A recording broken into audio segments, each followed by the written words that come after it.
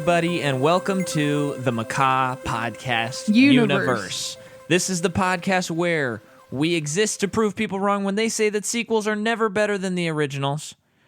And today, we're jumping into a brand Spanking new series. And as you heard the music at the beginning of the episode, if you didn't know from the title of the episode, or from me telling you how excited I was that we're covering this series, here's what we're covering today: The Terminator. And we will be covering it for the next month and a half because there are 6 of these movies. So, Am I apprehensive? Sure. Am I excited at all? Yeah. Yeah. Well, I mean, it's like, oh yeah, we're gonna like the first 2. That's like a given. But Very excited to cover Christian Bale finally at some point. That's true. We have not covered him as an actor yet on this show. And we will dive. into him. Well, we have plenty of good actors to dive into today, so that's great. We have one of the all-time greatest actors in terms of pure star power, I would say. Maybe someone would disagree with the minutia of that. Although the older I get, the more I realize that Arnold Schwarzenegger is, well, I don't know where he is politically and stuff like that, but was and is like a very, very much a genius. Mm-hmm. And all of these franchises that are led by him, I don't feel like they're as big of hits without him. But let's save that. One thing I wanted to say right off the bat, though, and I'm sure I've told you this, but for the listener, when we started doing this podcast, for me personally, there's a few series that are sitting in my brain that are like, one day we have to cover that series. And Terminator has always been one of those series where it's like, I cannot wait for us to cover that. That's like a series, like without question, we have to cover at some point. And I'm not entirely certain as to why that is, because I've only seen 2 of these movies. I think it's one of the biggest franchises. I guess so. Because when did the first movie come out? 1984. Did you say that already and I didn't hear you? No, you didn't. Oh, okay. I mean, that's the time when franchises weren't really a thing yet. I mean, this movie wasn't made to be a franchise. Yeah. But you know what I'm saying, right? Right, yes. And what's kind of weird is that it is, I guess one of the reasons why I did want to cover it is that it is a franchise that to me does not make sense that there are 6 sequels. Definitely. I mean, 5 sequels. I think a lot of people agree with you on that. Mm-hmm. And it's just, it's odd. It's also like an R-rated franchise, which is sort of uncommon to be like such a blockbuster series that is like an R series. Yeah. I mean, I think a couple of the entries are PG-13 now, but I mean, for the most part, I think there are. Mm-hmm. But you know, that's all to come, and we'll be discovering that as we go. When was the first time you saw this movie, Jordan? It was with you when we were house sitting somewhere. The Millers. Yep. I don't know if we were allowed to say that, but yeah, I think it was you've never seen this movie? I guess today's the day you're going to see it. Mm-hmm. I guess I'll say I've seen so much of the movie on TV growing up. Sure. Because it is one of those movies that's on TV, on cable a lot. Oh, yeah. So I had seen a lot of it, but never like the beginning to end. Mm. And I will say when we watched this movie for the podcast, the opening scene, I had like an intense burst of deja vu in the opening scene because it reminded me of Universal Studios and their old, I believe, a 4D Terminator experience. Yeah. And I remember as a kid Battle Through Time being like blown away by it. And I don't really remember too much other than like really cool explosions and like actors were in the audience, I think. We should definitely do a little It was very immersive, I remember. Side note on but that. I only did it once and I was a kid, so I mean I could be false memories on some of it, but I remember it being just like, whoa. Yeah, I think that like Cameron directed a lot of it and was like very much a part of creating that ride. So we should definitely do a little corner where we discuss that. That'd be fun. I also want to go online and like watch because I maybe think the next episode we'll have it. Yeah. Well, I think it came out after Terminator 2, so it would make sense to do it in that or the 3rd episode. Yeah. So Yes. The first time I saw this, I was working my way through IMDb's top 250 movies, and this one was in the top 250-ish range. It was in like 240s. And I watched it, and this was at a different time in my life, which we've talked about immensely in this podcast, where I was a little more uppity. And I was kind of like, that was good, and I enjoyed it, and it was fun. Was kind of what I was able to young Micah. Yeah, snooty. melt this movie down into. Yeah. And then we'll get into what I thought of the second movie next week. There's your little like tease. Yeah. But then when I showed you, by the time I was ready to show you the movie, I was like, oh, this movie's really cool. You're going to love it. Mm-hmm. And then we watched it last night again. Mm-hmm. You were about to say something. I'll save it until we get like more into the movie. Well, say something because I'm about to sip. Something. That's not super helpful. But let me dive into a couple of the notes here. And maybe we'll split it up because I got a lot. Please. Oh, man. Make me feel bad for doing my job. So part of the whole thing about this movie is you cannot talk about this movie without like really talking about James Cameron. So James Cameron was doing modeling, like artistic modeling, like sets? like miniatures and stuff like that. He wasn't like taking pictures of models. No. Okay. For this movie called Battle Beyond the Stars. Okay. And while he was on that, he met Gail Ann Hurst, who is the producer on this movie. And so then while they were working on that movie together, and they didn't say why. I was watching this documentary about Terminator, and they didn't say why, but they were like, they needed an art director. So then James Cameron, next day, he's art director. And she said, like, when she showed up and saw him, like, when he was just doing the set modeling, she was like, oh, this guy's, like, running the art department. Like, he had that kind of energy. Yeah. And he wasn't. And so the really interesting thing that I actually did not realize is, especially for this first movie, he did, like, all the storyboarding. Like, almost all of it. And his art is incredible. He's, like, a great, like really? I didn't know art. that. And that is like where he gets that's like kind of his beginnings, if you will. Is like actually doing the artistic work. Probably why a lot of his movies feel so fleshed out. And so visually stunning. Because he genuinely knows what he wants. Yeah, whether you like Avatar or not, you cannot say that is an ugly movie.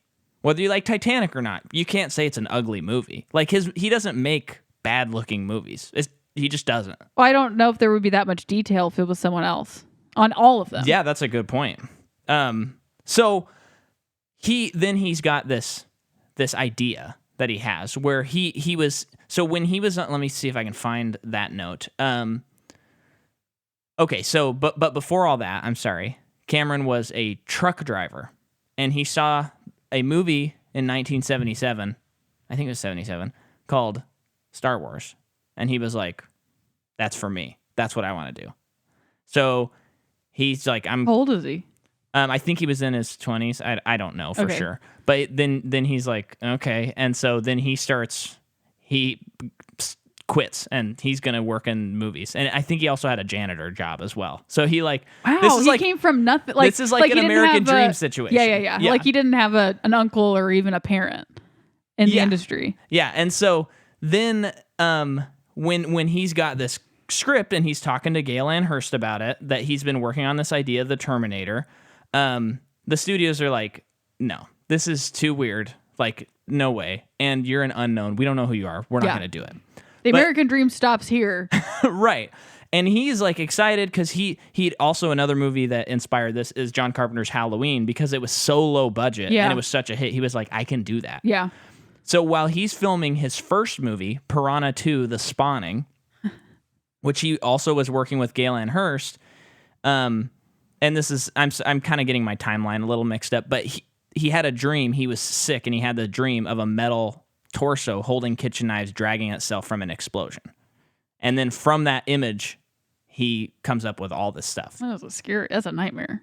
Well, and what's funny is he has said that in the documentary I was watching, a producer was talking about how Cameron says that dreams, if you're not having a nightmare, it's kind of pointless because a nightmare will have like interesting stuff that you can think about later. But a dream like that's pleasant is just a waste of time, basically. Okay. Very abstract thing to have an opinion about. Right. So, anyway. But I mean, he's very successful, so. Yeah. So the script is turned down by everyone, and then basically Gail like comes up to bat for him, and she finds Orion Pictures, which, as you saw, they were the one that had the cool logo at the beginning. She gets them to produce the movie, but they have to hire James Cameron as the director. They can't hire out. So that is kind of like the beginning of Cameron. And in a lot of ways, for years, he has like disowned Piranha 2 because it was the same thing as like David Fincher directing Alien 3. It's not like his project. Since then, he's been a little better about it, apparently. Okay. But this, in a lot of ways, this is his like first real movie, The Terminator. And then now we're getting into like just the actual trivia of the movie. So I'll go back and I'll hit the people, and then we can do some actors, and then we'll come back to me because there's just so much more to cover. So this is James Cameron's second movie. Like I said, Avatar, The Abyss, True Lies. What else has he directed? True Lies, the movie you couldn't finish. What? Right? Oh, Body of Lies is what I'm thinking of. Yeah, that Body of Lies is a True Lies? True Lies is that movie we were watching in the hotel with Jamie Lee Curtis and Arnold Schwarzenegger. Oh. Yeah. That movie was weird. Yeah, but we also like couldn't really hear it, and we had to turn it down. Well, yeah, you're in a hotel. You're not really paying attention to anything you're watching, unless it's Impractical Jokers, which you keep watching because there's a marathon on True TV. We watched like 3 or 4 hours of that night. Or that was a different night, but it doesn't matter. The audience doesn't need to know that. No. But, so he's done this stuff. Next week we'll talk about him again because he directs that. Okay. Terminator 2. And at some point we'll talk about him again because he directs Aliens. Whenever we cover the Alien series. Oh, that's the second one? That's the second one. Okay. So famously, like the general consensus is Cameron has made 2 of like the best sequels ever. Terminator 2 and Aliens, where it's like it's just as good as the original. And will he go 3 for 3 with Avatar? Yes. You think so? Yes. Why? And I don't know. It's just too wild of an idea. And for the whole world to be like, nah, we don't want any avatars. And he's like, yeah, I'm going to shoot 3 simultaneously. And then I think a total of 5. And he's just like, yeah, I'm going to do it. To me, I'm like, and I've heard other people say this, it's not like totally originally my idea or anything, but I'm like, yeah, he's just going to come out with this movie and it is going to be like way better than the first movie and probably like become number 1 at the box office again. Avatar 2. I'm ready for it. I think this is an idea, and tell us what you think, audience. I think before Avatar 2 comes out, we should make an exception, our one and only exception, and we should watch Avatar 1 and cover Avatar 2 and then cover the rest of the movies as they come out before it becomes a trilogy. Really? Because it's such a strange thing. Well, let's talk about it later. Here's the thing. I think I missed the Cameron train way long time ago. Like I've never cared about James Cameron. He's always growing up. It's like he's one of the big guys. Sure. Yeah. He did Titanic. Okay. I've only seen the movie on TV as well. And also like when I saw Avatar, a lot of it is me, and I know that because I missed the theater experience. Which I did as well. I know you did. But for me, I think I think it was also during a time where I just didn't, everyone loved it, so I didn't really want to like it, which again, totally on me. And I have not seen it since. But I think when I saw it, everyone's just freaking out about like, you have to see it in 3D, you have to see it in theaters. And I just didn't because I missed it. And by the time I did see it, it was like, okay, it's Pocahontas. Right. And what's the big deal? Here's what I think. I definitely went through like my original like watching of Cameron movies. I liked True Lies, which is famously like not one of his best movies. And then I liked Terminator. And then everything else I saw, I was like, lame, whatever. This guy's so overrated. And now I'm coming back to it and I'm like, grow up, Micah. These are cool movies. And so I actually have not rewatched a lot of these movies, but I've kind of already decided that I like them, if that makes sense. Okay. You know what I mean? No, I know what you mean. Where it's like, no, I'm gonna watch like Titanic again at some point, and I'm gonna like it. I'm gonna watch Avatar again, and I'm gonna like it. Maybe I won't, but because these movies, it's like they're so insane if you really think about it. Even Avatar being, yes, like the same story as Pocahontas and Ferngully and stuff. Which I've changed my opinion on those things. Like it's modern almost like an retellings. adaptation, so who cares? It's not, because back then I would think like, oh, that's cheap. It's not even original. And it's like, yeah, who cares? It's really cool. It's like he made up the Terminator. Give him a break. Yeah. But it's kind of like even if you don't like the movies, they kind of go into like the Mortal Engines thing that we talked about on our Halloween episode. He's trying to make a very big movie. He's trying to make something that you have not seen. And even if you don't like it, that's admirable.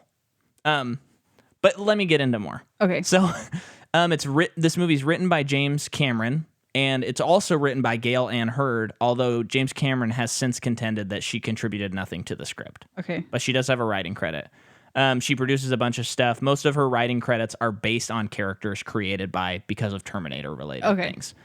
And she's a writer on the upcoming Aeon Flux show, which I did not know. They're making a show? I thought that movie bombed, so I don't know what's going on there. Interesting.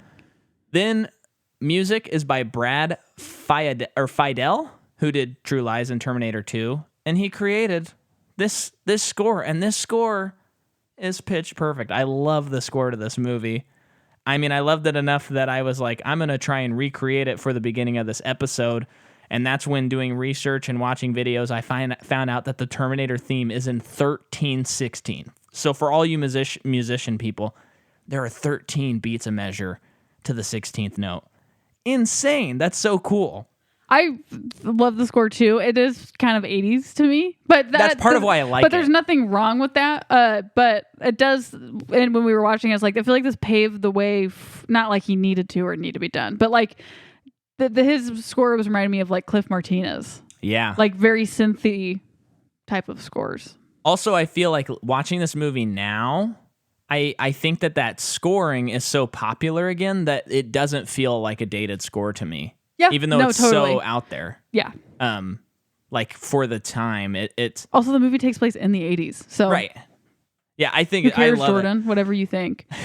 And then cinematography is Adam Greenberg, who did Terminator 2, Eraser, Ghost, Snakes on a Plane, The Santa Claus 2, Rush Hour, Inspector Gadget. You need to watch Snakes on a Plane sometime. Really? Have you seen it? No. I just think we need to do it. All right, let's do it. And then I'll just do two more, then we'll hit some actors, and then we got some trivia. Budget of this movie, $6.4 million. It makes... Remember, the studios were like, nah, this is not a good choice. We shouldn't do this. They had to be kicking themselves afterward. The movie makes 23.3 domestically, and it makes 78.3 worldwide. Wow. In the 80s. Yeah. I mean, that's probably the equivalent of like 200 million now. Yeah. That's insane. That's awesome. So hit me with a couple of actors. So we have none other than Arnold Schwarzenegger, who plays Terminator. He is previous governor of California. He's also in Predator, The Sixth Day, Eraser, Predator 2, Iron Mask, Killing Gunther, Aftermath. It's Arnold Schwarzenegger. Oh, also The Expendables? Yeah. So this one is like his like real breakout movie. Yeah, so hold on a second. Because before this, he's got Conan, 2 Conan movies, and Hercules. Yes, he is Conan the Barbarian. Wait, hold on. This movie came out. He's got a lot before this. But I think though... But no. He's got a lot with an asterisk of... Okay, so like the movie Conan the Destroyer came out the same year as this. 1982, Conan the Barbarian. And then he's in a TV movie. He's in a movie called... He's in other stuff, but it's like no one knows about these things. Right.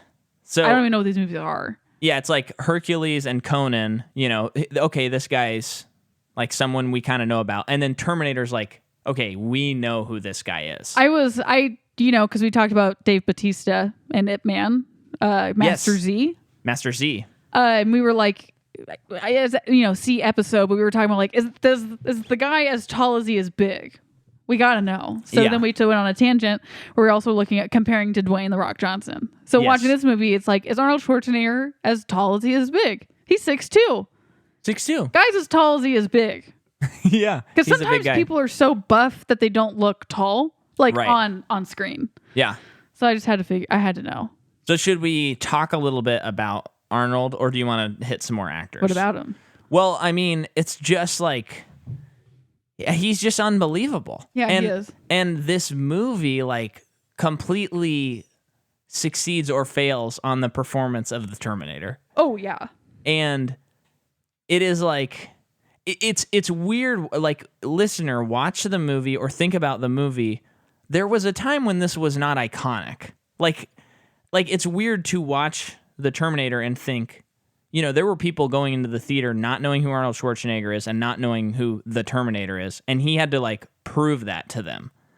And it's so beautiful. And as the producers put it, it's like him as the Terminator, like, right away, you don't have to prove that he's a robot because he's so big and so, because originally they wanted him to be, like, conspicuous and look like everybody else. Oh, yeah. They wanted Lance Henriksen, who is the police guy. Who's with, you know, the guy who's always trying to tell the stories? No way, really? They wanted him to be the Terminator. That would be a completely different movie.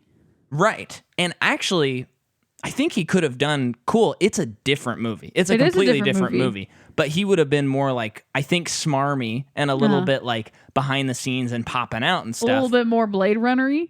Sure. Clone stuff. Yeah, but then, like, Arnold, like, he just walks and it's like you can't stop him.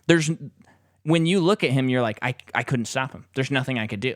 And him bringing that to the screen, it's the magic of the movie. Yeah. Yeah. Definitely. We also have Linda Hamilton, who plays Sarah Connor, and she's in several other Terminator movies. She's also in Dante's Peak. She is in Easy Does It, Gears 5, the video game, as Sarah Connor. I don't know what that video game is. Curvature, Lost Girl, Defiance, random stuff. Yeah. Very random stuff. And then Michael Biehn, Biehn. It's Bean, yeah. Bean plays Kyle Reese. Love his IMDb picture. He's just a cowboy. He's also in Aliens. Cool. Yes. He's in Planet Terror, which is the movie where on the cover the girl has a machine gun as a leg. And that's the movie they released, the double with Death Proof, with Quentin Tarantino's Death Proof. Ah, okay. Yeah. Who did this movie? I think Robert Rodriguez. Yeah. Josh Brolin's in it. Yeah, she's got a machine gun leg. Wow. Quentin Tarantino's in it. Ah. Looking at his face right now. Okay. Michael Biehn is also in The Mandalorian. What? Who is he in The Mandalorian? It doesn't say. But it says he's in it. Maybe he's in upcoming episodes? Oh. How cool is that for you? Oh, that's very cool. He's also in Red-Handed, Curfew, The Shadow Effect, The Night Visitor 2, The Girl. I mean, he's in The Scorpion King. Come on. He's in The Scorpion King. Lou Ferrigno's on the cover of this one. Scorpion King 4. Ouch. Whoa, that's a lot of Scorpion Kings. Okay. And then Paul Winfield plays Traxler, who is the, like, police chief. Okay, dude. Who's like stirring his coffee and cutting off Lance Henriksen. He's so good. I loved his performance in this movie. He's also in Mars Attacks. He's General Casey in Mars Attacks. He's also in Star Trek 2, Wrath of Khan, like Very the big cool. one. Yeah. Yeah. And he's in quite a few things. I mean, all of these people in these movies have had wonderful careers. Yeah, definitely. And I think they're all iconic in their own right, you know? Yeah. So Lance Henriksen, who plays Vukovich. Okay. He's in Hard Target, also in Aliens. He's in AVP, Near Dark, The Unhealer, Big Dogs, Better Things. He does some voice acting a little bit. Wonderful. And then Rick Rosovich, who plays Matt, who is the boyfriend of the roommate. Okay.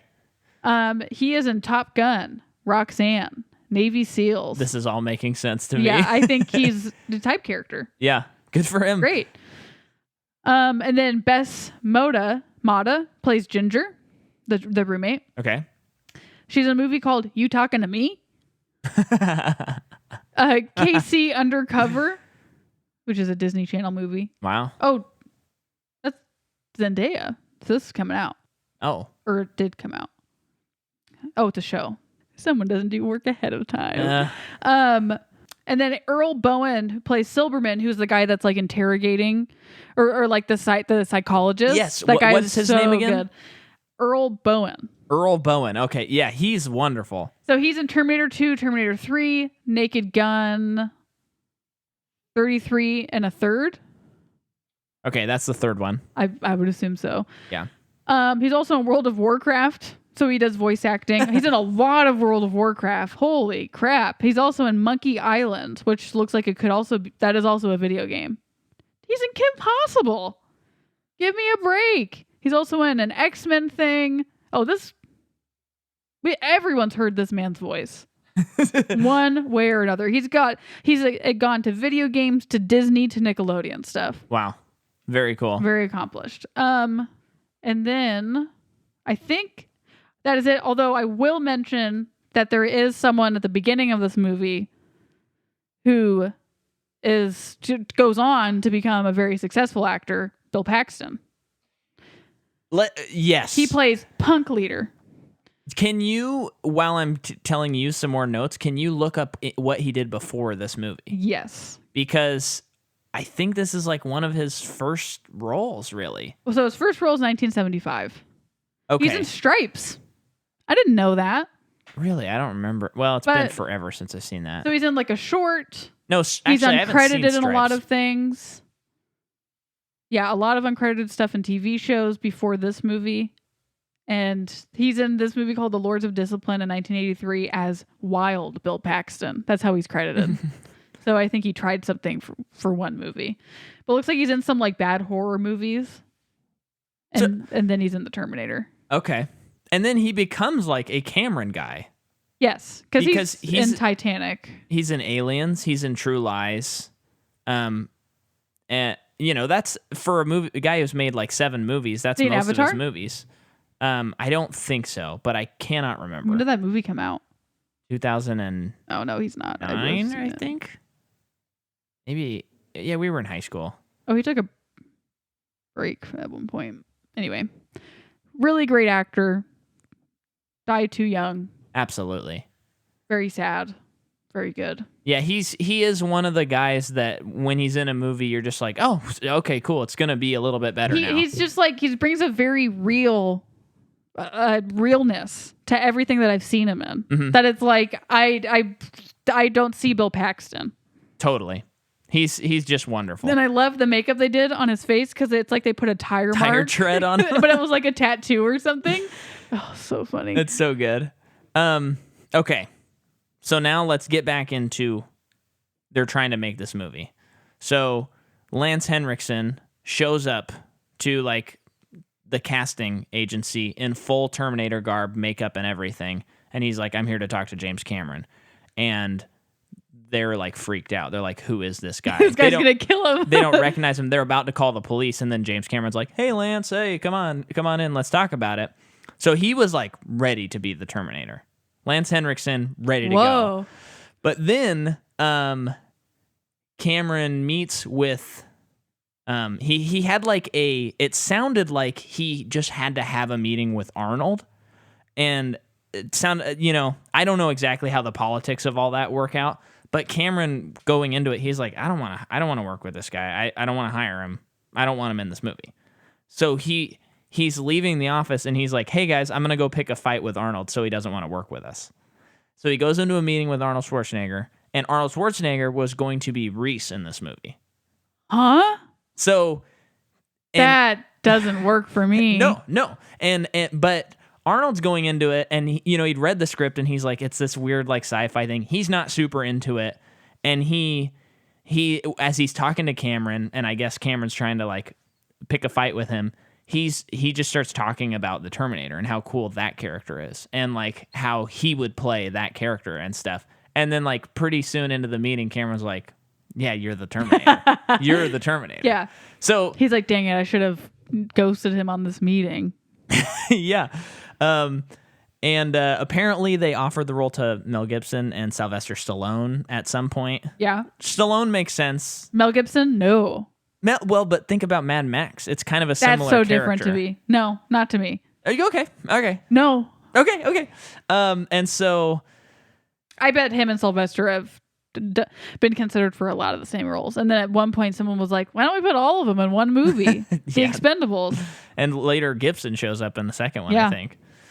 So Arnold Schwarzenegger has 17 lines, and he thought it would be low profile enough that it wouldn't hurt his career if it was a bad movie. Which he probably was right. If it had bombed. Yeah. But I mean, he's just expecting like, it's probably going to be crappy, but it's a paycheck. Whatever. Turns out to be huge. Yeah. I mean, this is probably his. I mean, would you say that like he like more than any of his other iconic roles, like this is the one? Like we all remember he is the Terminator. Yeah. I'll be back. Yeah. That is the line. Yeah. Speaking of that line, what a segue. Arnold had trouble saying the line, and so he initially was like, Cameron, we got to change it to I will be back. Why would a robot speak in contractions? Not a bad argument. And Cameron's like, no, it's got to be I'll be back. And then he does it, and of course the rest is history. Yeah.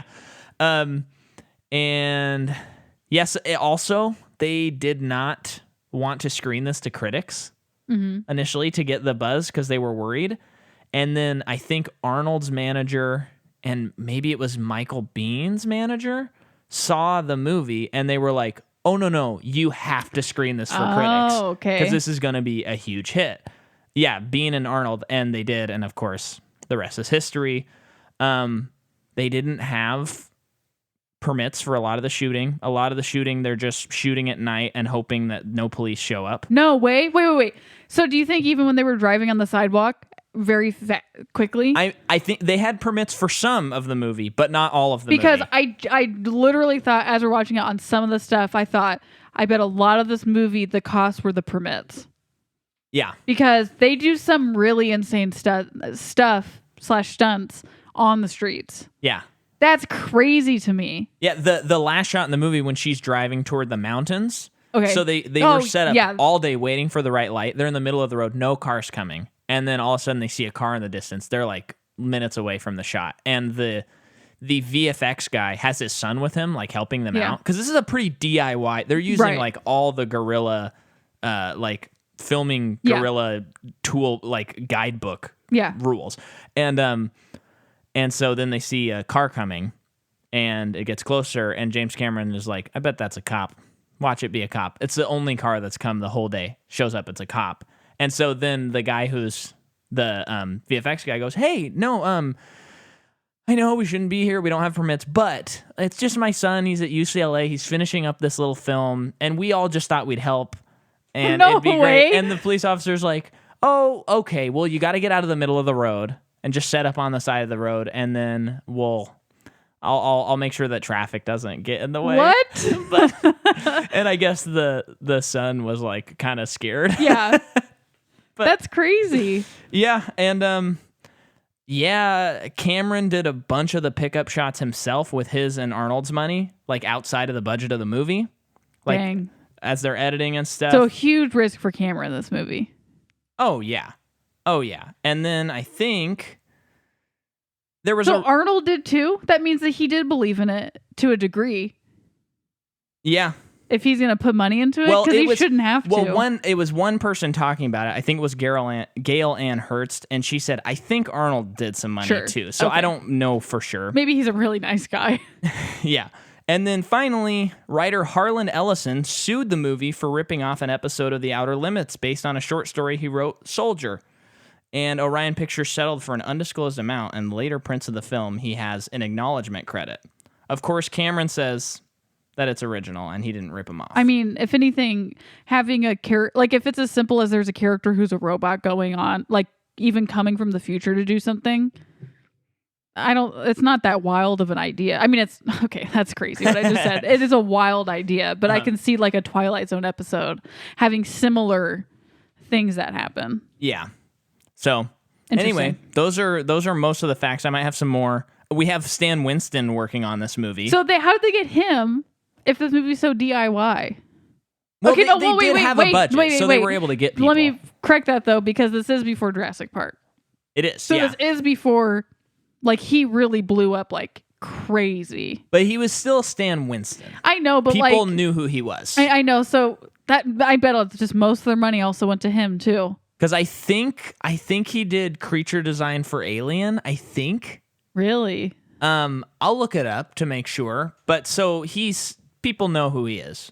And also the movie comes out October 26, 1984. When did Alien come out?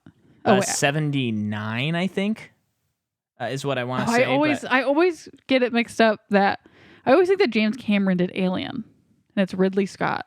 Yeah, Ridley Scott. I get them mixed up a lot. But James Cameron, of course, did Aliens, which I have not really seen that movie. Yeah. So okay, no, he didn't do Alien. I'm sorry.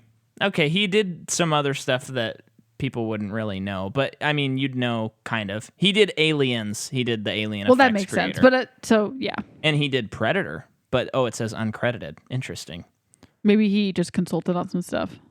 Yeah, but yeah, they were gonna go with this other guy, and the other guy who was getting ready to work on the movie was like, you know what? I'm not the guy for this. This is your guy, Stan Winston. Oh. And then Stan Winston goes into it. He is still like a young buck. And he's like, oh, yeah, I can do this. I can do this. And then when he sees the project, he totally flips to like, oh, how can I work on this? Because he went into it kind of like, I'm the guy. You're and now he's like, me. Please hire me. I got to work on this movie. Yeah. This is so cool and I have to be a part of it. Yeah. So I think we set the stage. Cool. The lights go down. We see the Orion pictures and the movie begins. It says 2049 AD. We see human skulls strewn about and machines riding over the skulls and lasers going off and stuff. So there was a big nuclear war and robots ascended. They rose up and their goal is to exterminate the human race. Mm-hmm. Simple as that. Yeah. Of course, we don't know that at the beginning of the movie. But they do say that there was a nuclear war and the... Oh, they do. You're right. Robots rise to exterminate the human race. Yeah, you're right.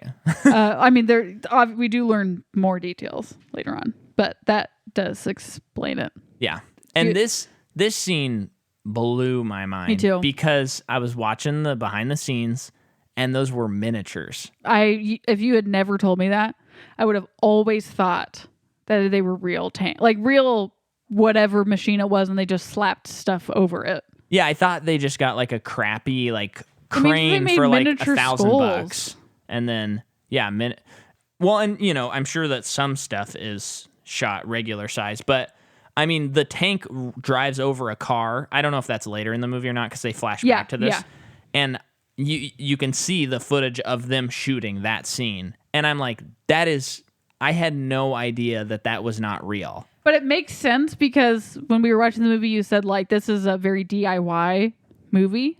Yeah. And watching this part, it's like, but how? That would cost so much money. And I know doing the models, I know that couldn't be cheap and the effects that they did, but it's easier to cheat. Yeah. Because you are already cheating by using models. Yeah. But that just blew my mind. Even the flying thing, that was a real model that they just have on a string and they're moving it around. Yeah. And then we'll get to the craziest model, but we have to wait till the end of the movie to talk about that. It just poses the whole thing of why aren't we doing miniatures more often? I know. Today. Well, because think about Lord of the Rings. We talked about that so much in our Lord of the Rings, and it's wild. I mean, I know that special effects are progressively getting less expensive, but the shots are also getting more complicated.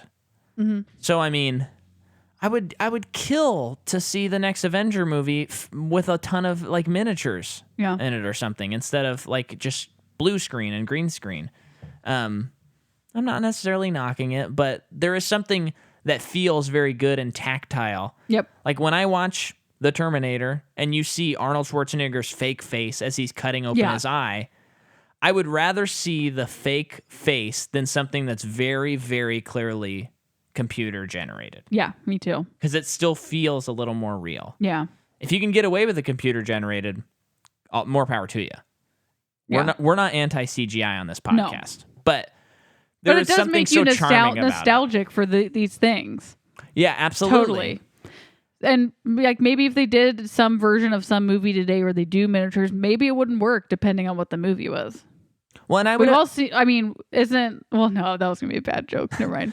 Well, I imagine that the new Star Wars probably used miniatures. You think so? Because they did so much practical stuff. Well, yeah, in those JJ had like movies. an emphasis on that kind of stuff. And it carried through on most of the movies. But, you know, it still would be cool to see that. And, you know, I remember in Rise of Skywalker, it was cool when they blew up Exegol at the end of the movie. It was very clearly a real explosion because it looked like the old Death Star explosion.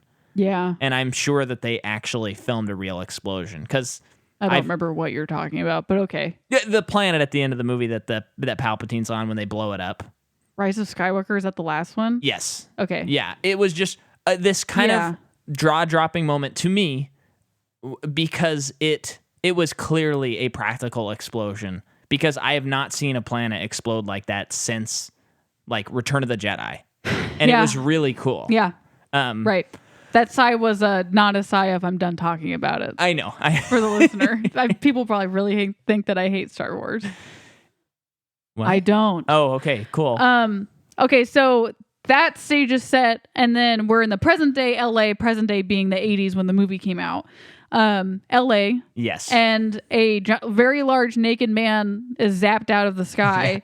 And let me say, if you're feeling like, you know, because in a lot of movies, and this is just something that has been cried a lot, and I'm not knocking that at all. I'm kind of for it, where it's just like, why is it always women who are nude? It's always women. And it's like, that's so true. Yeah. Always women. Sometimes you get to a point where it's like, just show the man. Just show like everything. What? And if you are at that point, watch this movie. You see a lot of butt, and then you see a little bit more later on. You know what is so funny is, and I don't know how to articulate this well, but a lot of these movies that are famous, I think Matrix goes into this category as well. Is he naked? No. That's not the point I'm naked? making. Although you do see Keanu Reeves' butt in Reloaded in the orgy scene. But a lot of these movies that are like macho and what maybe someone, I mean, I don't want to necessarily paint someone into a corner, but maybe someone who is, I don't know, sexist would be like, yeah, I like the Terminator because it's about guys, and I like Predator because it's, you know, it's got macho guys, and it's just like there's so much like gratuitous filming of the male body that I think if you are someone like that, it puts you in kind of a very ironic situation. Does that make sense? No, I think so.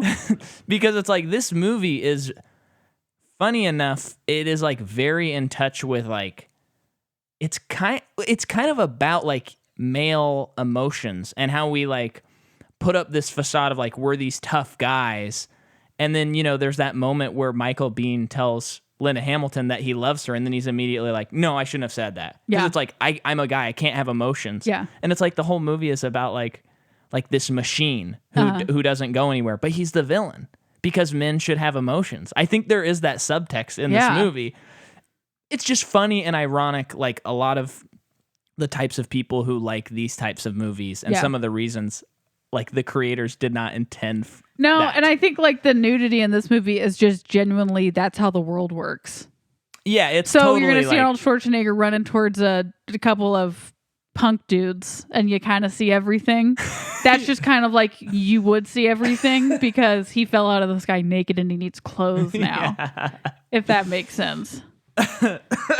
So he falls out of the sky naked, and he comes up to a couple of punk guys, Bill Paxton being one of them, and needs their clothes, and they start making fun of him. Mm-hmm. They said something like, is it laundry day, buddy? Ha ha ha. And then Arnold, give me your clothes. Yeah. And he inserts his fist into one of their abdomens and just rips it out bloody. And the guy falls over dead. And he gets clothes.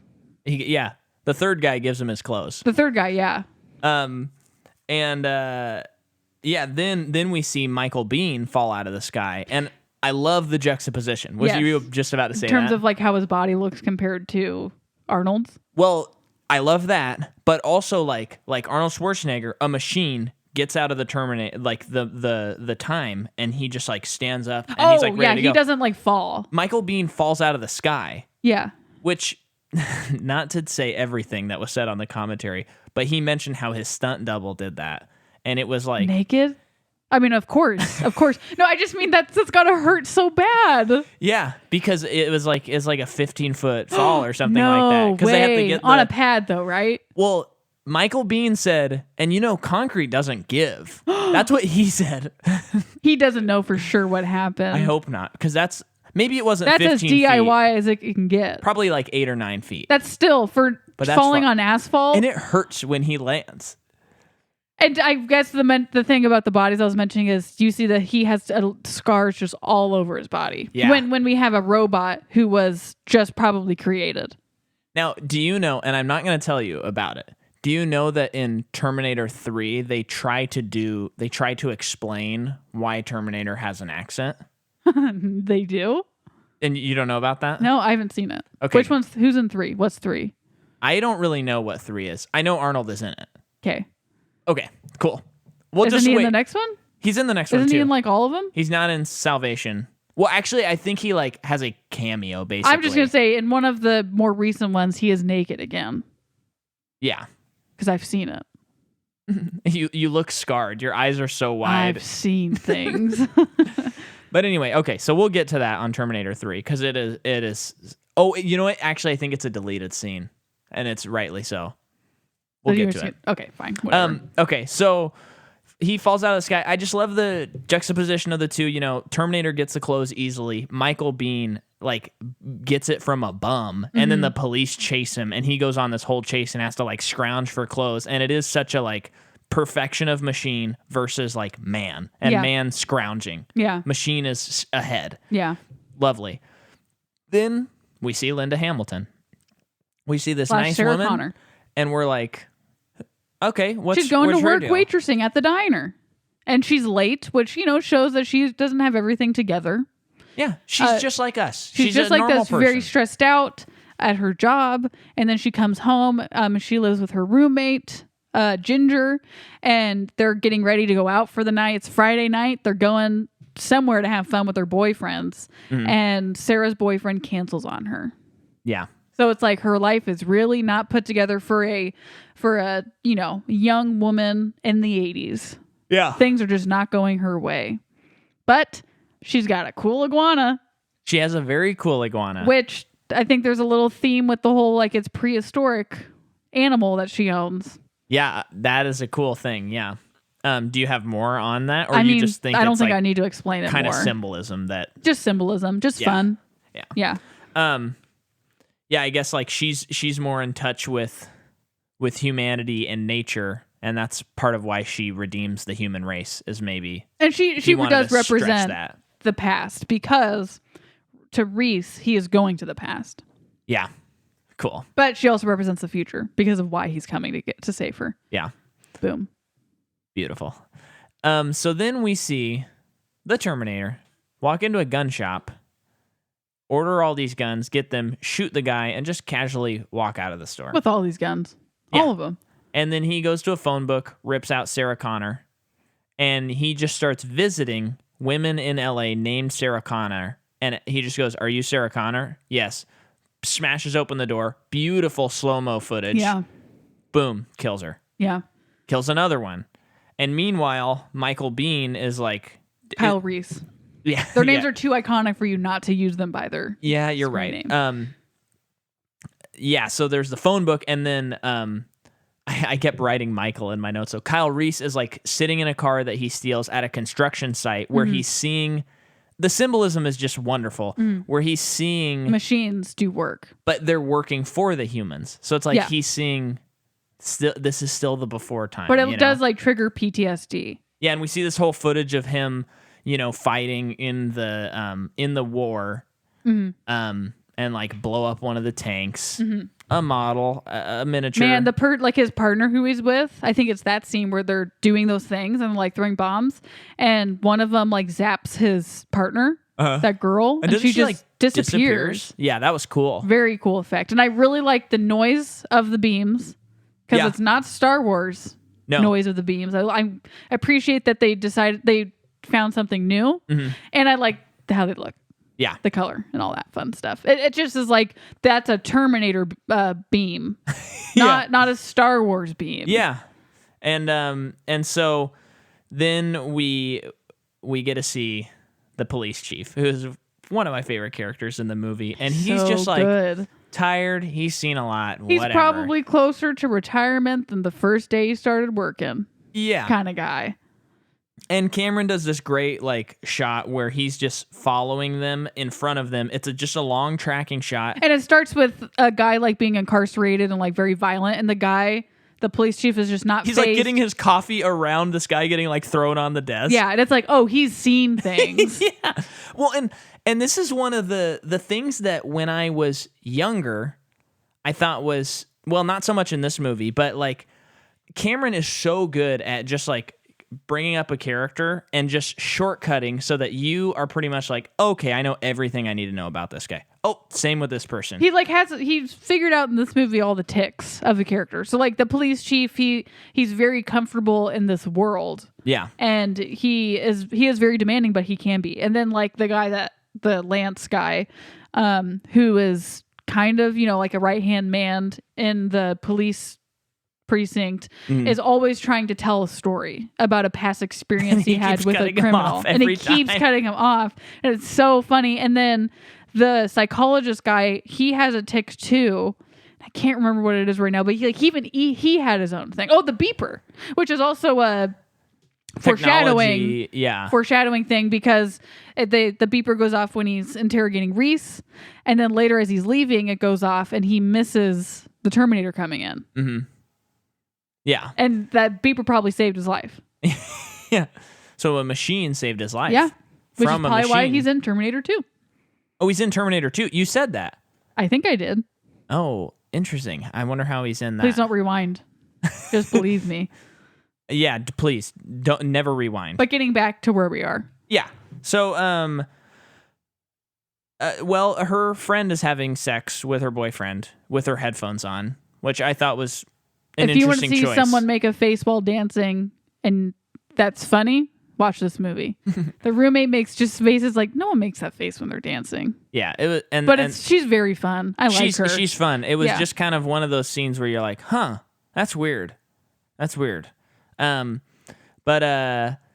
then Linda Hamilton like goes out to this club and she sees Kyle Reese following her. Well, so as this day is going on, she finds out that a woman named Sarah Connor has been murdered, and the people that she works with are like, "Isn't that funny?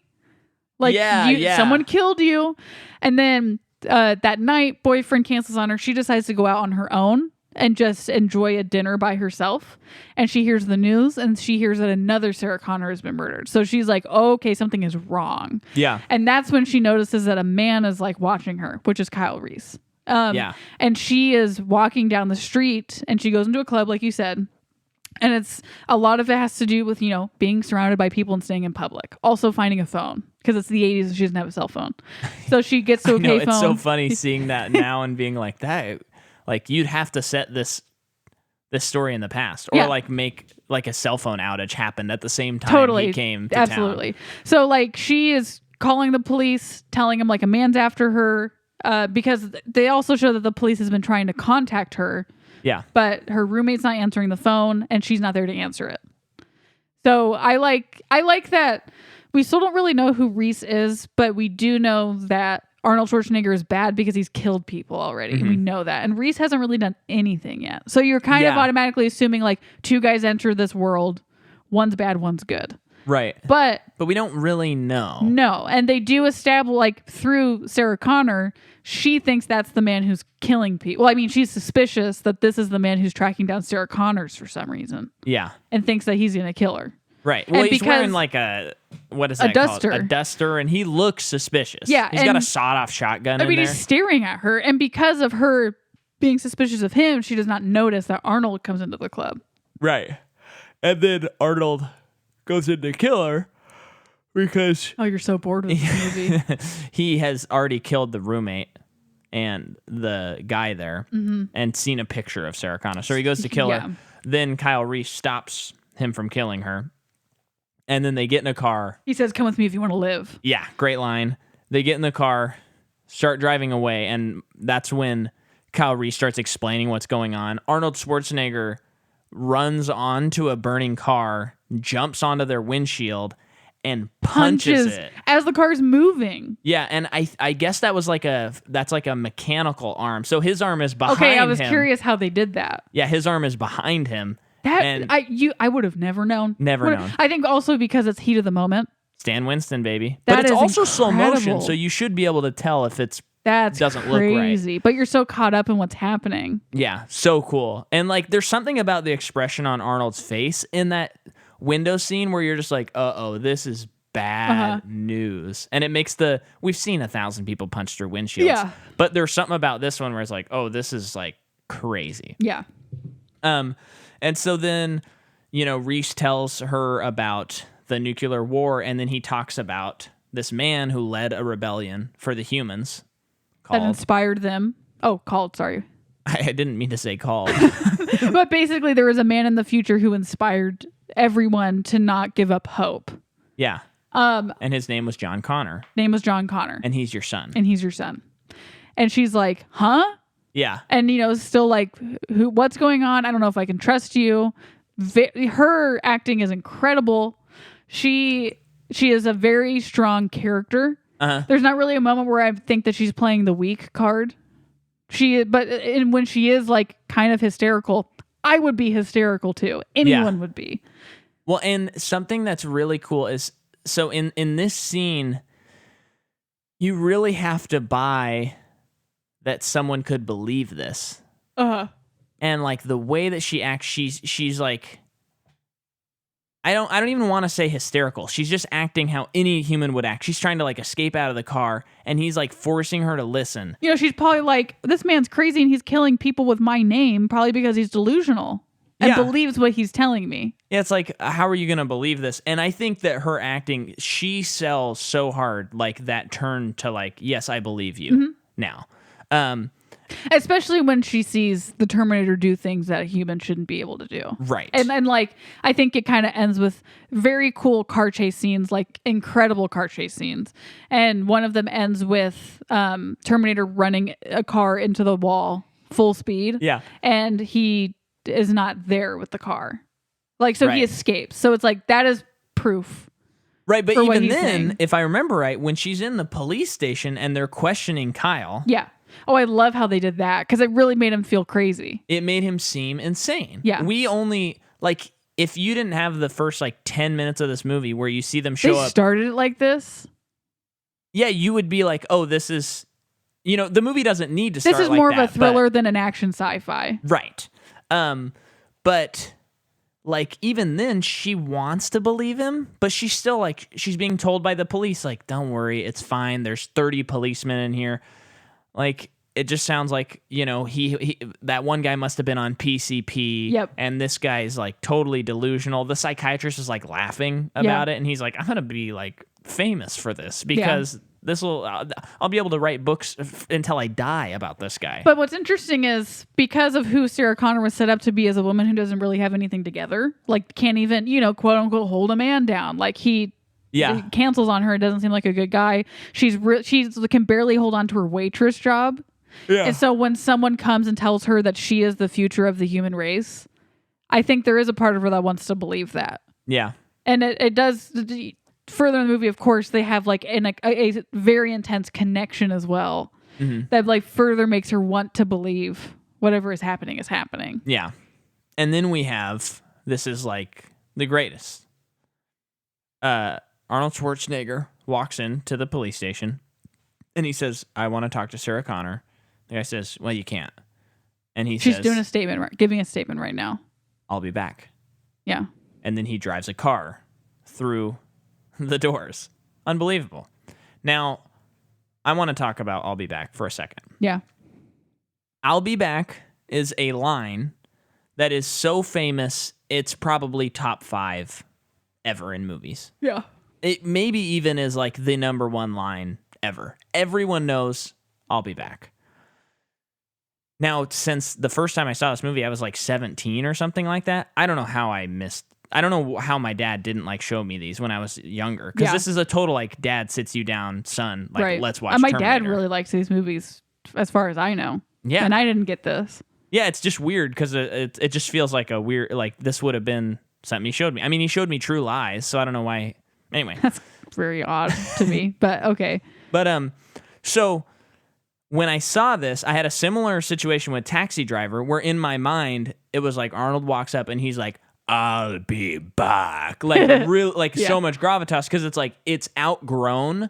Like it is spread so much that it's not, it's so much bigger than what it started as. Yeah. Same with, you talking to me? It's like when I saw Taxi Driver and he's like, he just looks in the mirror and he's like, you talking to me? It's like very normal. Yeah, it's like, oh, that's it. But everyone does it with like a Jersey accent. Everyone's like, you talking to me? Because they're doing a Robert De Niro impression. Or like, like Italian. And it's like, that's not how it is at all when you watch the movie. Yeah.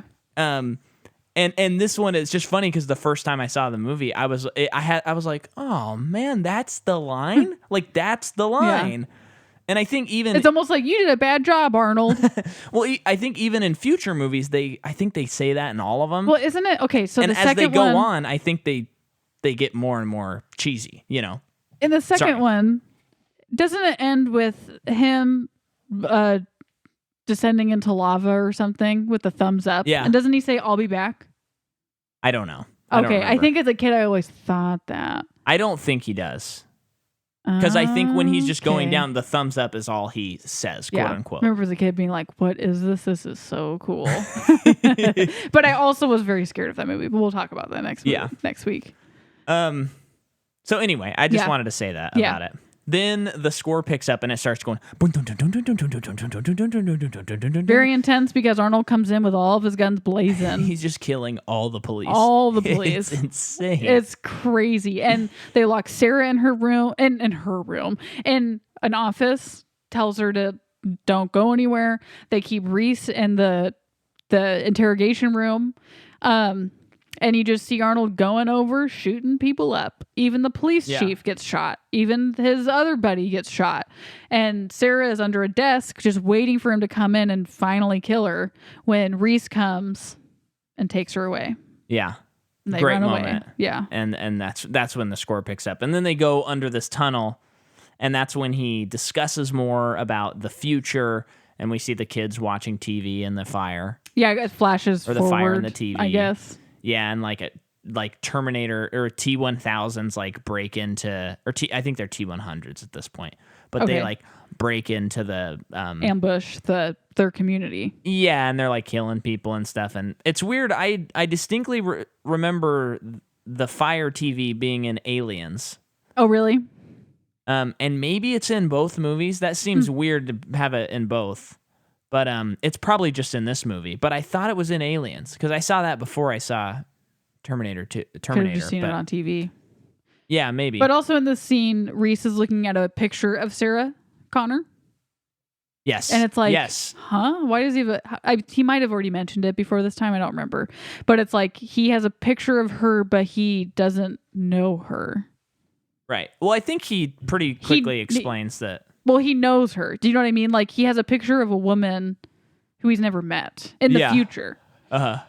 Given to him by the guy in charge of the resistance, who he knows is her son. He knows those things. But yeah, he tells her that he's had this picture of her, and he's telling her about all the things that are going on in the future.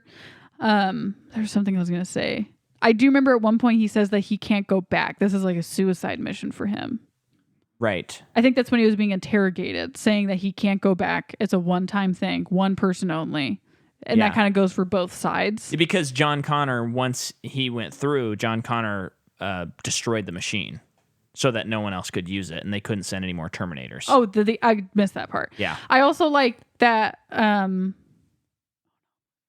Well, I think you were gonna say how they come naked and no. Well, yeah, no inanimate objects can go through, and they're like, well, how come he made it through? And it's like because he's a cyborg and he's surrounded with living tissue. Yeah. Okay, that's explained. Yeah. I mean, the world building in this is unbelievable. It's crazy, and it's all these like just lines. They're not even showing that much, but it's just all the things that are explained a little bit, which just gives it such great weight to everything. But yeah, he said that the humans won. They broke through the defense of the robots in the future, but the robots figured out a way to send a robot back to the past to kill the woman who gives birth. So it's kind of like going back and killing Hitler's mom. Right.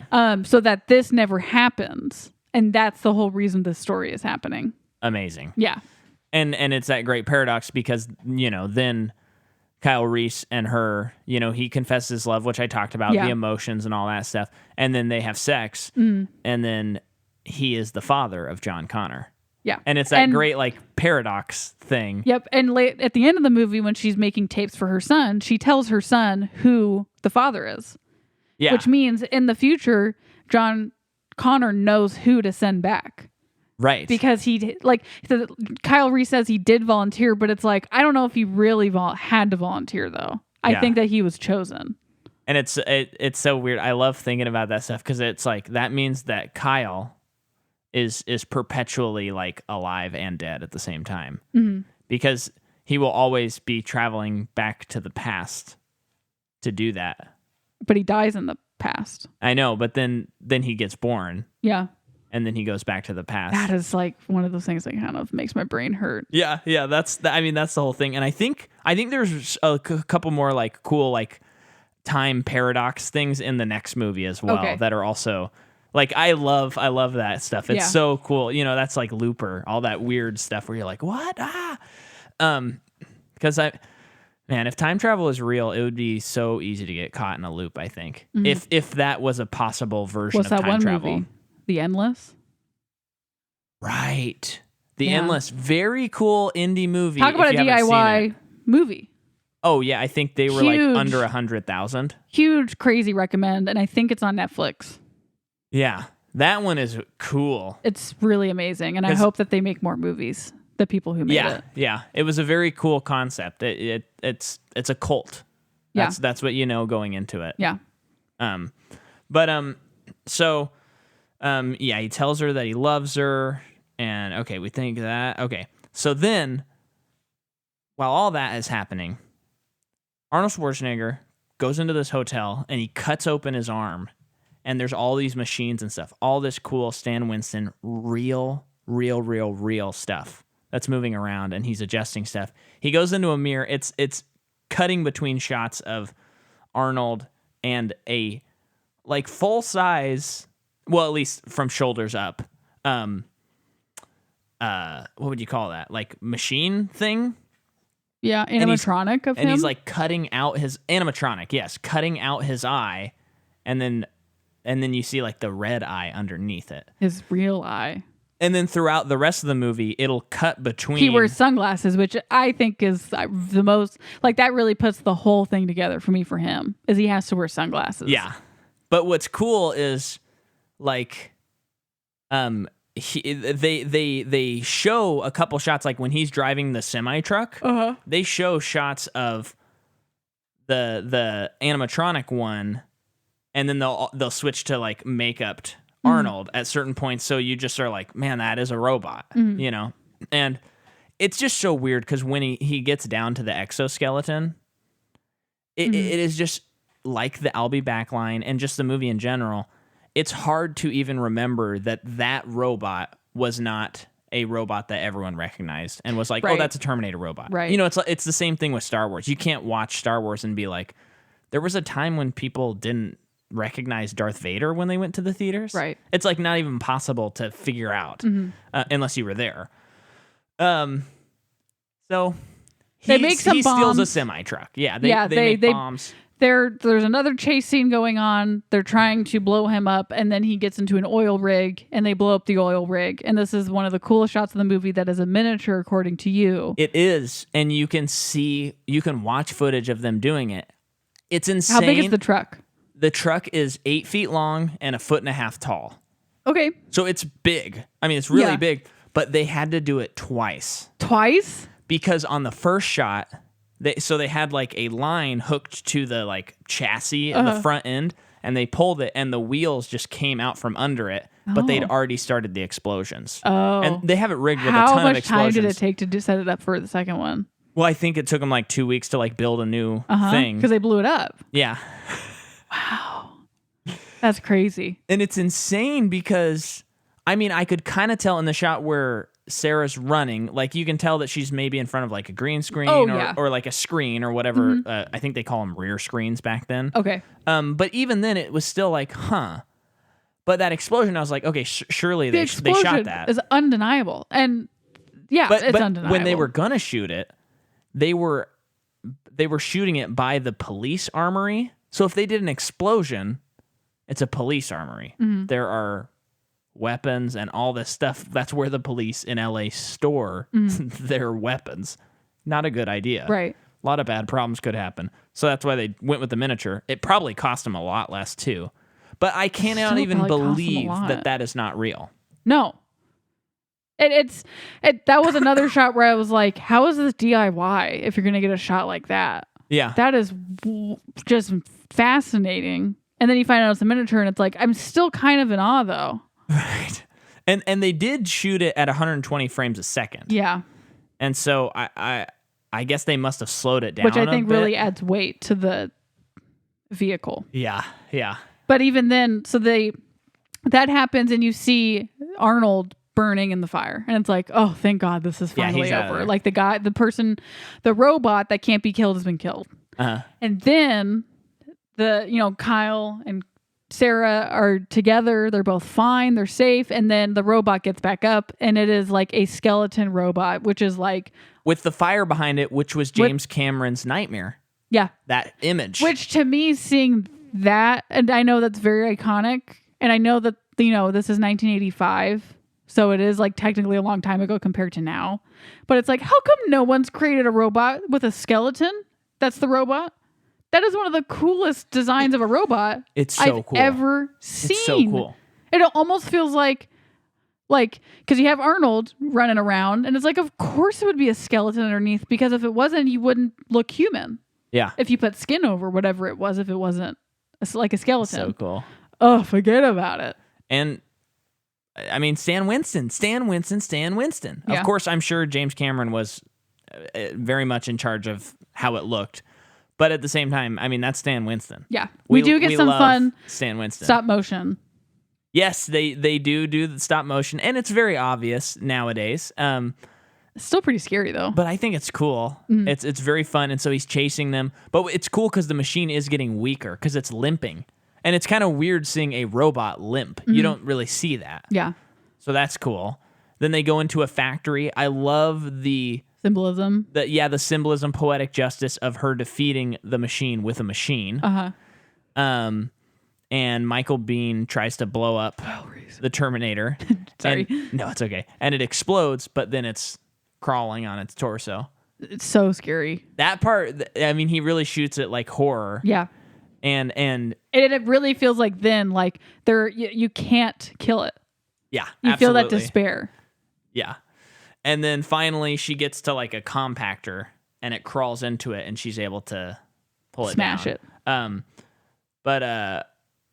Oh yeah, I was just gonna say that when she's crawling through the compactor, I was legitimately like I was feeling it, like the way that it's shot. It's very claustrophobic, and I'm not even that claustrophobic of a person, but I was like, It's like no way out. No and way I already out. know how it ends and Yeah. everything, but it's like, oh boy, and just the life leaving the eye. It's just great. Oh yeah. And then we cut to her, like I think she's in Mexico, and she's doing the tape to her She's very unborn pregnant now. son. Yeah. She's got a German Shepherd, and then she drives off into the distance. And then there were no other Terminator movies. Not. You're listening to the Macabre Podcast Universe. Come on. Yeah. I think this movie is amazing. Yes. This falls under the amazing category of sci-fi where this movie is made and it's so like Deus Ex Machina. No. En media res. The story starts in the middle of the story and you are made to just pick up the pieces with Sarah. Yeah. Because she is like us. Like the the audience surrogate, yeah. And everything is being explained to you in bite-sized pieces. And it makes it so much cooler it's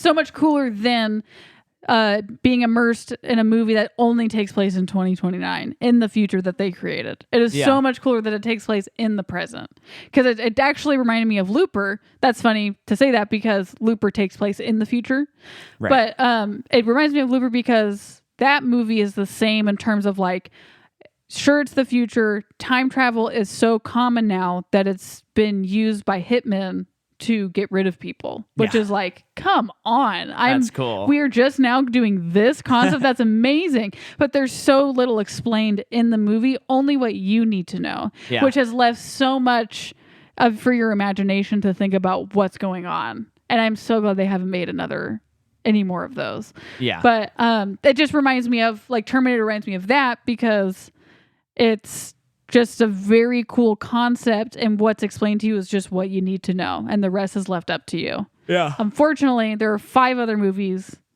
that explain it to death. Well, maybe we will like them. That's true. I am not optimistic. I'm not either, but I'm going to try. I'm going to try. One thing I will say, I know that Terminator Salvation is classically a bad movie. I've not seen it. Is that the one with Christian Bale? Yes. Okay. But in my brain, and don't tell me anything, because I just want to watch it. No. But in my brain, and maybe people will laugh when they're listening to this, the idea of doing an entire movie that's in the future after there's been 3 that have been in the present seems like a no-brainer to me. Mm-hmm. And that seems like such a fantastic idea. To me, I thought that Christian Bale was John Connor, and I thought a movie about the rebellion, that's cool, and maybe it ends with sending Kyle Reese. That would be a cool movie that I would be into. I don't know if that's what it's about. I never saw it. The bummer of it is I saw that movie before any Terminator movie, before the Terminator, which is so dumb. I saw it because of Christian Bale, 100%. I just saw like the first 20 minutes of Terminator 3, like on ABC, or probably Fox actually, when I was a kid. And I was like, this is cool. And then I never saw any more. Okay. Because I think I was like, I probably shouldn't watch this. It's the third one. It says T3. Yeah. But yeah, amazing movie. Yeah. Love classic. it. I cannot wait to watch Judgment Day.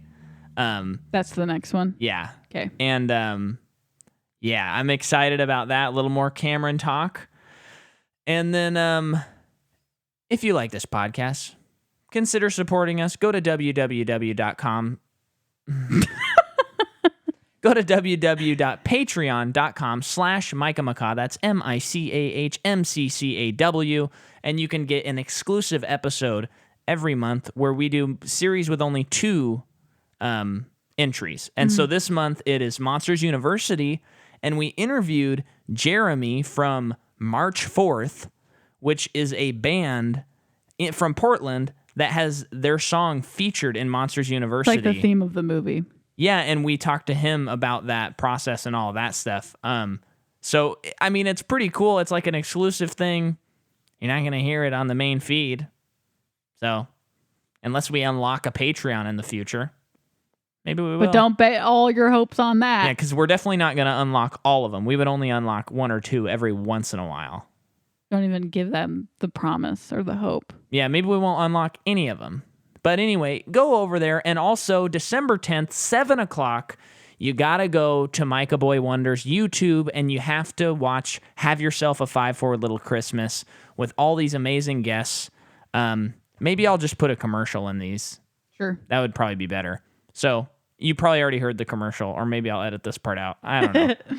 Got anything, Jordan? No, I've got to go to bed. That's true. It is 15 minutes to our bedtime. Go to bed. Thanks for listening, everybody. We'll see you next week. Bye.